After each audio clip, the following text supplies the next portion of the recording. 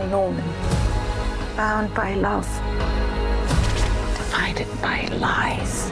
You both have had fairly traumatic deaths with arrows and on, Lord of the Rings and Gladiator too. So I think it's commendable that you've gone up against Robin Hood in this series. Yeah, survive. I know. That's always a good thing. They're not usually targeted at us, though. No. True. I would love to know, aside from this interpretation of Robin Hood, if you have a personal favorite adaptation from years past. I mean, they're all great. All the Robin Hood films. Yeah, I think so. Yeah, and even like the animated one, I used to watch it all the time with my kids. I loved that one. It was really fun. It was really cool. Yeah, I've never seen that. Cheaper to make, I should imagine, an animated version, isn't it? Yeah, yeah. But that's true. Errol Flynn and all that lot, he was good. He was. They've all got a different style, haven't they? And Prince of Thieves and Alan Rickman in that, and this one I think is more. I wouldn't say true to life, but it brings in more historical figures. It gives you some kind of, you get the geography and the history of the times, and I thought that was quite interesting how that was brought in there.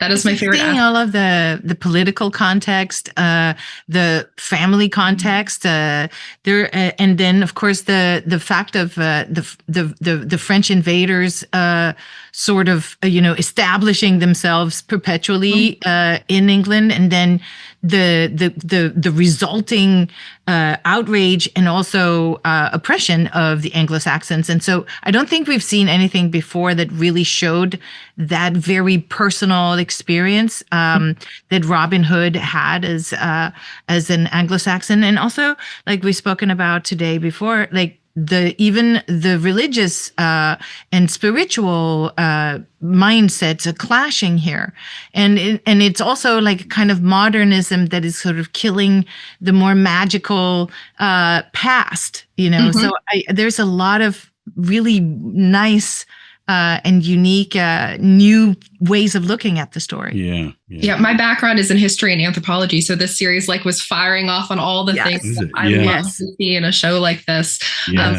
I do have an actory question for the both of you, because obviously we know a lot of what happens with Eleanor in history, but the sheriff is sort of a character that has had different interpretations, and even the historical text of the character is kind of different and shifting.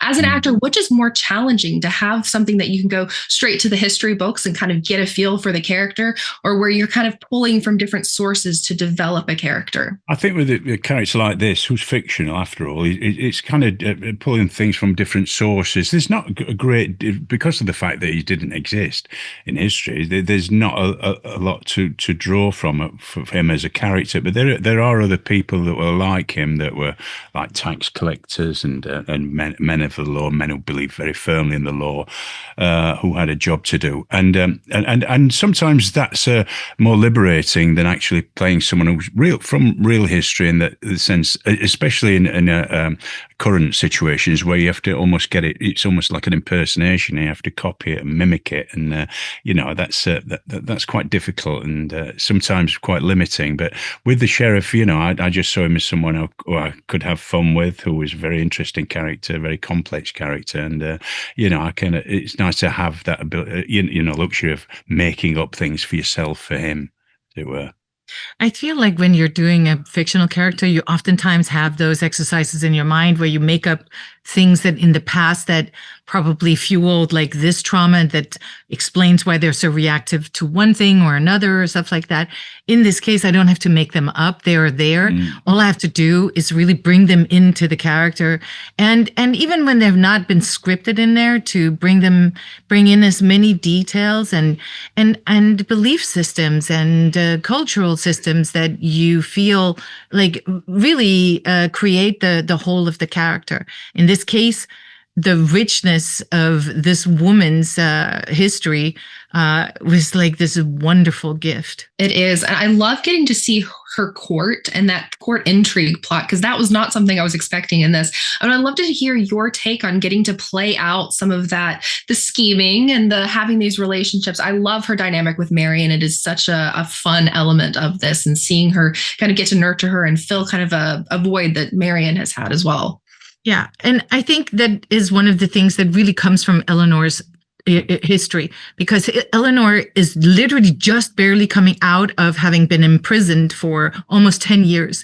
She has had to fight her own husband to stop him from making choices and playing their children against each other, and playing favorites all the time. And she's like, no, it's primogeniture, you have to follow the rules, if not we lose legitimacy. And so you have a person who is like intimate with power. She's been like the Queen of France, she is now the Queen of England. She has always been a woman of power because she started at 13 as taking over the Duchy of Aquitaine, which was bigger than France itself.